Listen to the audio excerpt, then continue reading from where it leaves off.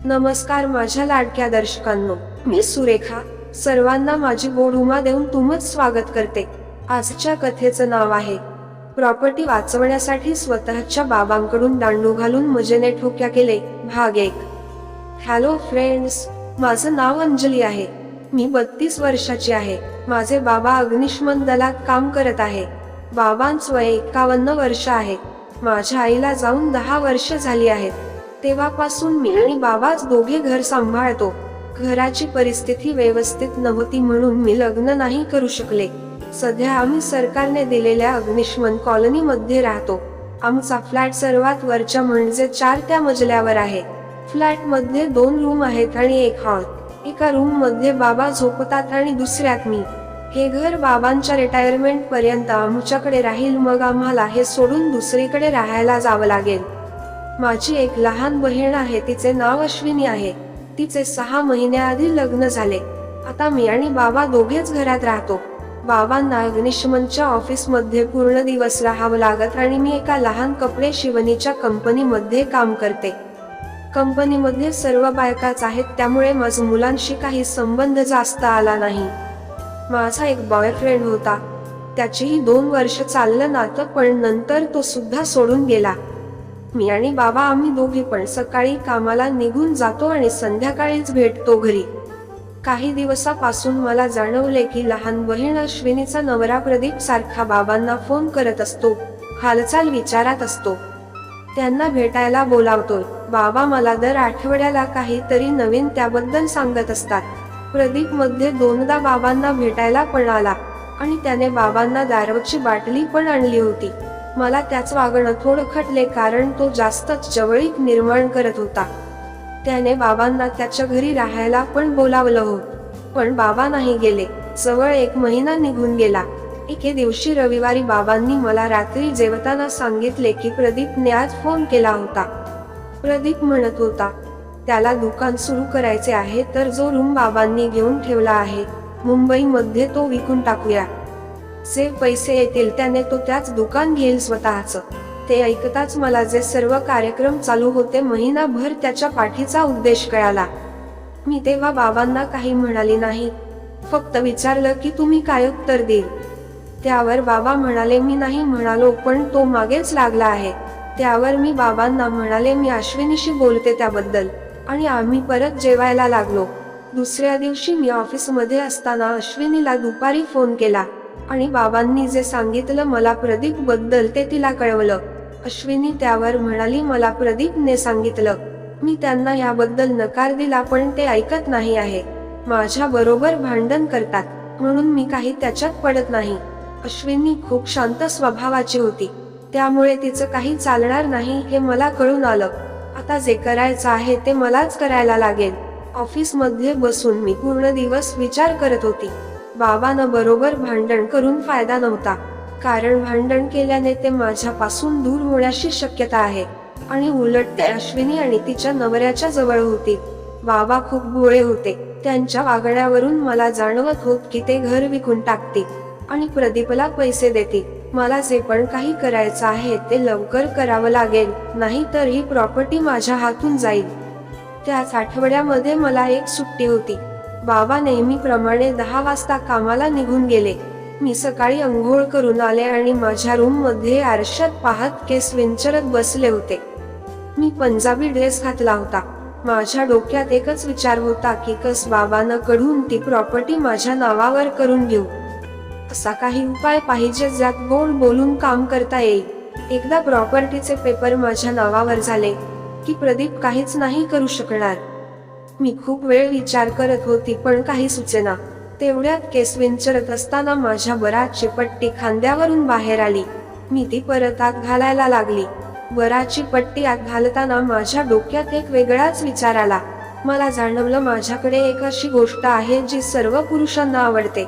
विचार करता करता मी आरशातून माझ्या मोठ्या गोल गोल आंब्यांकडे पाहू लागले. मनात एक विचार आला, मी या सर्वांचा उपयोग करू का? बाबांना मनवण्यासाठी. मी माझ्या दोन्ही हाताने माझे दोन्ही आंबे हाताने वर केले मोठे दिसण्यासाठी. वरून थोडा ड्रेस खाली केला गल्ली दिसावी म्हणून. माझे 34 इंचाचे आंबे कोणाला पण आकर्षित वाटतील. मी दोन्ही हाताने आंबे हळूच दाबले तर ते मला एकदम मऊ जाणवले. मग मी फिरून मागचा फुगलेला पपईचा गोळा आरशात बघितला. तो पपईचा गोळा ड्रेसवरून आंब्यांपेक्षा जास्त मोठा वाटत होता. 36 इंचाचा पपईचा गोळा कोणाला पण वेळ लावून देईल. मी स्वतःला वरून खाली त्या पंजाबी सूटमध्ये बघितलं. माझं गोर शरीर आकर्षित तर होते.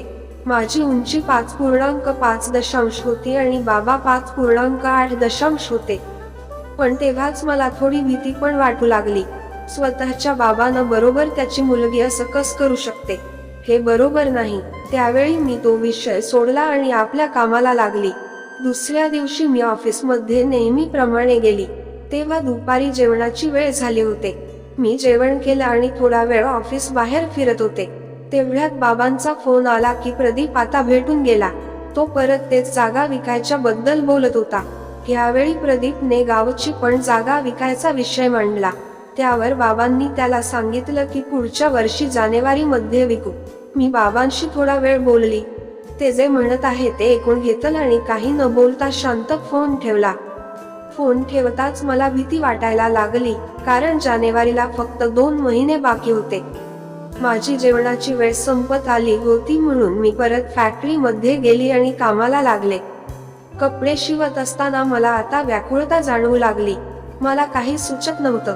आता जास्त वेळ नव्हता माझ्याकडे. अजून विचार करत बसले तर जानेवारी येईल आणि मुंबईची आणि गावची जागा दोन्ही पण हातातून जातील. मी घरी आले ऑफिसमधून. घरातील कामे केली. आज शनिवार होता तर बाबा त्यांच्या खोलीत दारू पियाला बसले होते. बाबा खूप दारू पियाचे. त्यांना पियाला नंतर काही शुद्ध नसायची. चालता पण व्यवस्थित येत नसे. त्यांनी 11 पर्यंत दारू पिऊन घेतली. मग मी त्यांना जेवण वाढले. ते त्यांनी खाल्ले आणि ते झोपून गेले. मी पण माझी कामे आटोपून झोपायला माझ्या खोलीत आली. दरवाजा बंद केला, लाईट बंद केली आणि बेडवर आडवी पडली, पण मला झोप येत नव्हती. डोक्यात एकच विचार सुरू होता, पुढे काय करायचं. विचार करता करता मला जाणवलं की माझ्याकडे आता दुसरा काही उपाय नाही. मला माझ्या ठोक्या दिमागचा उपयोग करावा लागेल, नाहीतर प्रॉपर्टी माझ्या हातातून निघून जाईल. विचार करता करता मी माझ्या शरीरावर वरून खाली हात फिरवत होते. माझ्या डोक्यात बाबांना कडून ठोक्या करून घेण्याचा जसा विचार आला, माझे शरीर तापले. मला गरम होऊ लागले. माझ्या गरम जिलेबीला खाज येऊ लागली. माझं तोंड सुकू लागले. गळा सुकायला लागला. मी फोन मध्ये वेळ पाहिली. तेव्हा 1 वाजला होता. बाबा दारू पियाले होते तर ते पण गाढ झोपेत होते. आता ते सकाळीच उठतील. मी बेडवरून उठले आणि लाईट चालू केली.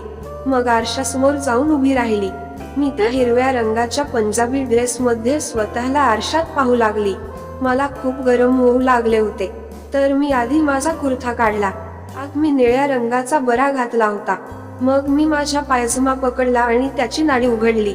नाडी उघडताच तो पायजमा खाली पडला.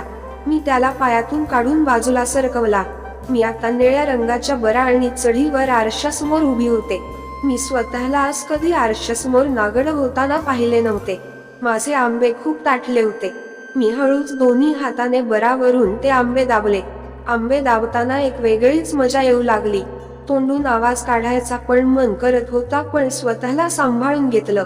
काही वेळ आंबे दाबून झाल्यावर मी बराचा हुक मागून काढला आणि ते रसाने भरलेले आंबे मोकळे झाले. माझे आंबे पूर्ण गोलाकार आणि कडक दिसत होते. चॉकलेटी रंगाचे आंब्याचे मनुके पूर्ण ताठले होते. मी खूप आनंदाने ते आंबे दोन्ही हाताने दाबले. मनुके बोटात पकडून जोरात खेचले. आंबे दाबताना असं वाट होत जणू कोणीतरी यावं मनुके चोखावे. माझ्या मनुक्यांना एक वेगळीच खाज सुटली होते. मी एका हाताने ते आंबे दाबत होते आणि दुसरा हात पोटावर फिरवत खाली आणला. मग मी माझ्या दोन्ही हाताने चढी कमरेवर पकडली आणि हळूच खाली खेचली आणि वाकून चढी खालून काढून टाकली. चढी काढून मी तिला बाजूला फेकली आणि सरळ उभी राहून परत स्वतःला आरशात पाहू लागली. स्वतःला पूर्ण नागड बघून जणू माझ्या मनात धोक्याची इच्छा जागी झाली. मी मानेपासून खाली जिलेबी पर्यंत हात फिरवला. जिलेबीवर बारीक केस होते. मी जिलेबीवर हात फिरवत दुसऱ्या हाताने आंबे दाबले. नागड्या शरीरावर हात फिरवत खूप छान वाटत होत. मग मी फिरून उभी राहिली आणि मान मागे करून आरशात पाहू लागले. मागे पाहताच माझी नजर मागच्या मोठ्या पपईवर पडली. ती पपई उघड्यात खूपच जास्त मोठी वाटत होती. घटचढीमध्ये एवढी जाणवत नाही, पण जशी बाहेर पडली ती खूपच मोठी वाटत होती. मी हात त्या दोन्ही पपईच्या गोळ्यांवर ठेवले आणि ते गोळे फाकवून पाहू लागली. माझी पपई एकदम मऊ जाणवत होती. पपईवर पूर्ण कापूस भरलं होतं. मी माझा पूर्ण हाताचा पंजा पपईवर ठेवला, पण पपई खूप मोठी होती. एका हातात समावणं शक्य नव्हतं. मी पपईवर हात ठेवून जोरात तिला दाबले. फाकवून पाहिले. त्या पपईची सुंदर फट पाहून अजून छान वाटत होत. मी पुढून आणि मागून पूर्ण शरीरावर माझा हात आरशात पाहून फिरवला आणि गरम शरीराचा अनुभव घेतला. मग मी उभं राहून जिलेबीवर हात फिरवला. मधला बोट जिलेबीच्या फटीत वर खाली करू लागली. मी एका हाताने आंबे दाबत होती आणि दुसऱ्या हाताने जिलेबीत बोट फिरवत होती. काही वेळाने माझी जिलेबी तापू लागली, तर मी लगेच जाऊन लाईट बंद केली आणि काळोख करून माझ्या बेडवर झोपली. बेडवर येताच मी जिलेबीत बोटे घालून जिलेबीला जोरात हलवू लागली. जिलेबीत बोट घालताच मी सर्व काही विसरून गेली. माझ्या मनात बाबा ठोक्या करत आहेत असे दृश्य दिसू लागले. बाबांचा तो दांडू माझ्या तोंडाजवळ आला आणि मी त्याला लगेच तोंडात घेतले आणि चोखू लागले. मला बाबा माझ्यावर झोपले आहेत असे जाणवू लागले आणि जिलेबीत दांडू घालून ठोक्या करत आहेत असे दिसत होते. मी इथे बेडवर डोळे बंद करून उलटी सुलटी फिरून जिलेबीत बोट घालत होती. जिलेबी खूप तापली होती. मी एकदम वेडी झाली होती. कधी आंबे दाबत होती तर कधी जिलेबीवर हात नेऊन पपई दाबत होती. बोट जिलेबीत टाकत असताना जिलेबीतून चिकट पाणी येऊ लागलं. माझे दोन्ही बोट त्या पाण्याने ओले झाले. मी एवढी तापली होती की मी काय करते ते मला कळत नव्हतं. मी मध्ये माझ्या जिलेबीतून बोट काढला आणि माझ्या तोंडात टाकला आणि माझ्या जिलेबीचे पाणी चाटले. ते खारट पाणी खूप चवदार लागले. आता माझा संयम तुटत आला होता. मी जोरात जिलेबी चोळू लागली. जिलेबीचा शेंगदाणा बोटाने घासू लागली. काही वेळाने माझ्या जिलेबीतून पाणी निघणार होते, तर मी जिलेबी घासत एक जोराचा श्वास घेतला आणि माझ्या जिलेबीतून पाणी बाहेर आले. गरम पाणी माझ्या पूर्ण हाताला लागले. माझा श्वास खूप चढला होता. मी मग हात बाजूला घेतला आणि अशीच होऊन राहिले. जिलेबीतून अजून हळूहळू पाणी निघत होत. मला पहिल्यांदा जिलेबीत बोट घालताना एवढी मजा आली. मग मी थोडा वेळ अशीच चादर अंगावर ओढून झोपून राहिले. मी एवढी थकले होते की कधी झोप लागली कळलेच नाही. सकाळी मला झोपेत कोणीतरी दरवाजा ठोकत असल्याचा आवाज येऊ लागला. मी गाढ झोपेतच होती. नंतर अचानक उठली तर पाहिले बाहेर बाबा दरवाजा ठोकत आहेत आणि आवाज देत आहेत. मी लगेच स्वतःकडे पाहिले तर मी अशीच नागडीच बेडवर झोपून गेली होती. मला आज उठायला उशीर झाला. मी लगेच बाहेर बाबांना आवाज दिला आणि म्हणाले येते लगेच. मग बाबा गेले आणि मी उठून कपडे घालून घेतले. मी वेळ पाहिली तर 10 वाजले होते. नाश्ता आणि चहा बनवायचा होता. मी बाहेर जाऊन लगेच अंघोळ केली आणि कामाला लागले. रविवार होता त्यामुळे बाबा काही म्हणाले नाही. त्या दिवशी रात्री मी पुढे आता काय करायचं आहे त्याचा विचार करू लागली. मला आधी हे जाणून घेणं जरुरी होत की बाबांना ह्या वयात ठोक्याबद्दल इच्छा आहे की नाही. कारण आईला जाऊन आता 10 वर्ष झाली होती. एवढी वर्ष बाबांना काही करायला मिळाले नव्हते. म्हणून मी ते पक्क करण्यासाठी विचार करू लागली. काही गोष्टी आल्या माझ्या डोक्यात ज्या मी उद्यापासून अवलंबनात आणण्यात ठरवलं. तर माझ्या लाडक्या दर्शकांनो, कशी वाटली आजची कथा व कथेचा पहिला भाग? सुरेखाची गोळुम्मा मस्त ना? तर अशाच अनमोल कथांचा आस्वाद घेण्यासाठी चॅनलला लगेच सबस्क्राईब करा. बाकीची कथा पुढील भागात पाहूया. तोपर्यंत बाय बाय.